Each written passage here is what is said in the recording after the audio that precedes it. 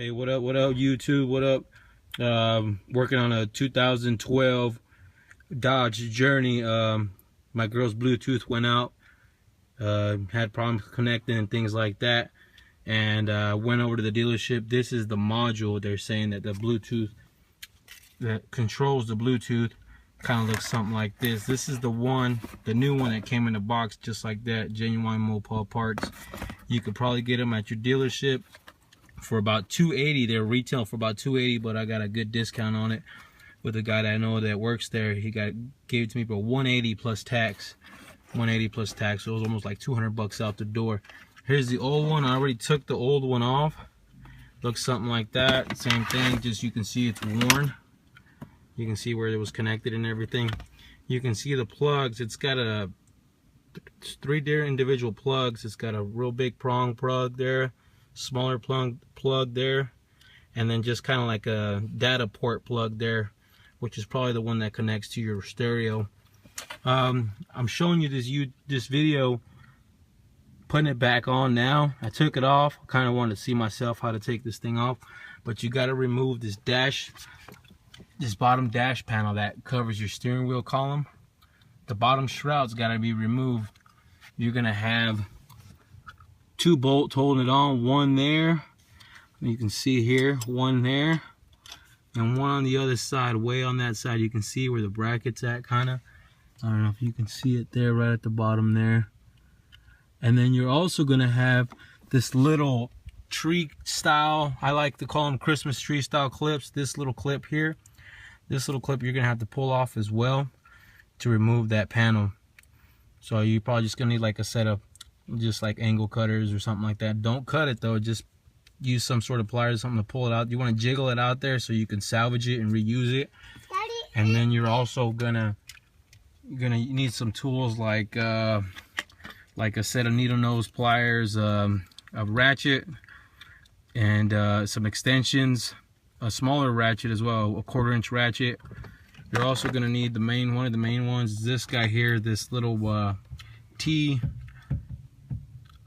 T20 is actually, this is a size T20 for the screws. You see these black screws here, these are the ones that came out that hold the actual box in place, the black box, the module. You can see they're Torx head, so the size is T20. But you want to make sure you have it. You want to make sure you have the long one. See this one here, and the way I use it in here, because it's really tight space, is that I like to hook it up with the ratchet, with the smaller ratchet, with the quarter-inch size socket, and you can stick it in the socket in here just like that, and you can loosen it with that, tighten it with that. Is probably the best way you're going to be able to do it to get this back one. I'm going to show you right here to get the back screw, because this is going to get mounted in there upside down, kind of like this. So you'll get to this screw fairly easy here. Let's see here. Actually, yeah, this will be the easy screw to get to, and then the back one back here, that's the one you're going to need to use that like ratchet setup with the T20 size bit to get to it. It's going to be in the pain in the butt. That's probably going to be your hardest thing, and also disconnecting to probably a couple of these connectors, because there's not much slack on the cable. But you're still also going to need to disassemble your brake pedal. It might sound like a lot of work. It's not really a lot of work. As you can see in here, I have it out already. That's where your brake pedal setup is connected. It's just 4 bolts, or actually 4 nuts that hook onto the studs there, and you're gonna have, I want to say, one more all the way at the top. I don't know if you can see it up there. There's another nut that holds it up there, so you undo those. That's what the socket's set for, and also the extensions are for. I just use the socket set with the dual extensions. That's a 13mm socket for those nuts. These are the nuts. I already took them off, as you can see here. I'll put them back on in a second. And then I like to use this little, just a 12 volt, this Craftsman little hand drill. just to make it easier, to make it faster, save some time to get that out. You're also going to disconnect this clip. This little clip here is the one that holds the brake pedal from coming off the booster, off the shaft that comes off the booster. Again, up here, you just use like a pair of needle nose pliers to get that off of there. You'll see the brake pedal, it'll be on there once you get to it. And then you're also, I'll show you here, this is the brake pedal I took off. You're also going to have this connector here that's on the brake pedal assembly itself.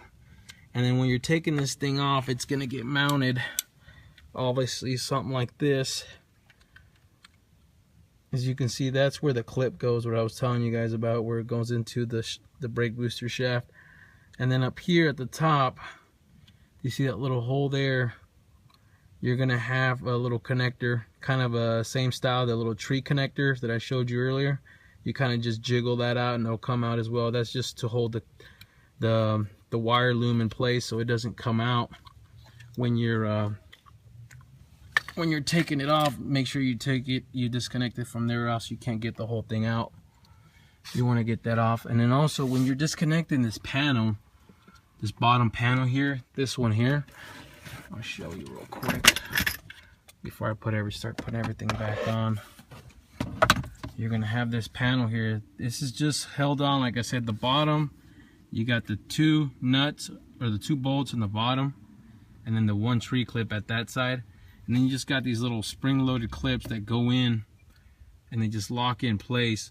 So you just take a flathead screwdriver, and you can just kind of pry around the edges here to pop it off. It'll pop off itself.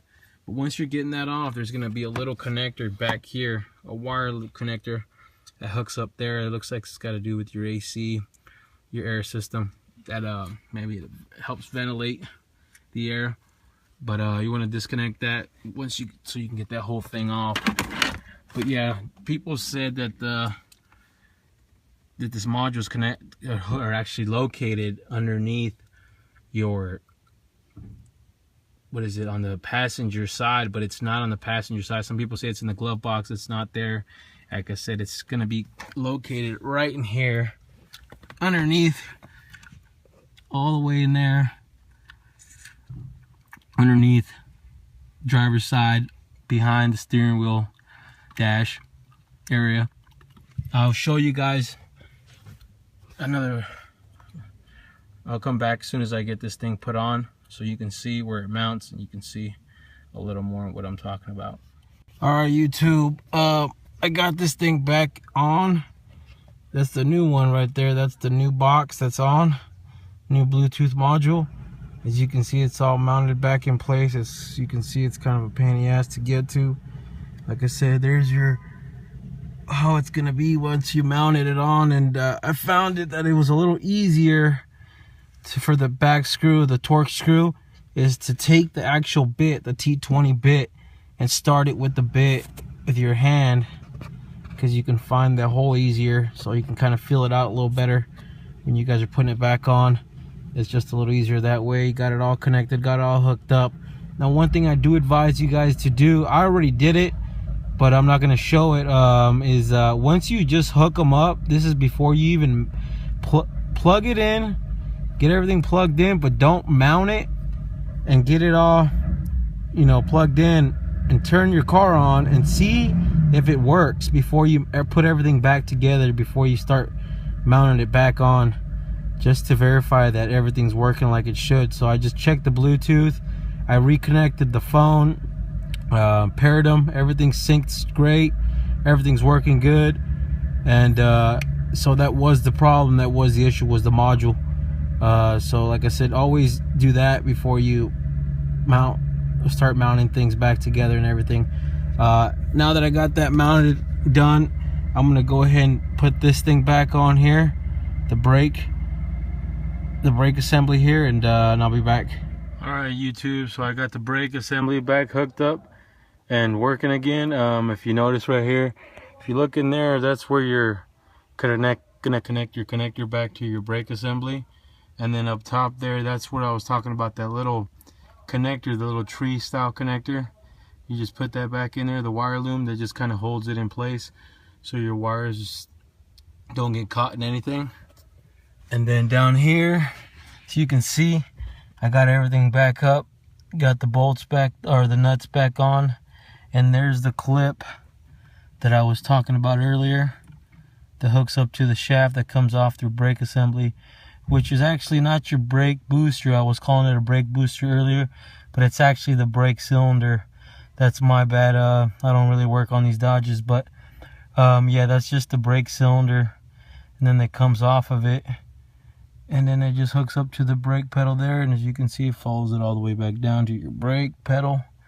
But that's all hooked up, everything's back in place. It's just, it has to be removed in order to get to that box up there, as you can see. But make sure all your nuts are tight, everything back on, and all we have to do is left is just hook up this panel back up here, this shroud that goes underneath the column here, and you should be good to go. Alright, thank you. Alright, YouTube, I forgot to show you one thing, or actually just kind of mentioned it. When you're putting these bolts back on, they are just remember there were just two up there, one on each corner. They're just a 10mm bolt, so just use a 10mm socket on them, and then that's all it is. You see, there's the tree style kind of push-in connector, or I should say plug. It's already back in place, and I just gotta tighten these up, and then so you can see it's all put back together now, back to stock, original, like it never was messed with. You just bang this in, like I said, those clips would hold that in, and just tighten those bolts, and you should be good to go. Your Bluetooth should be working.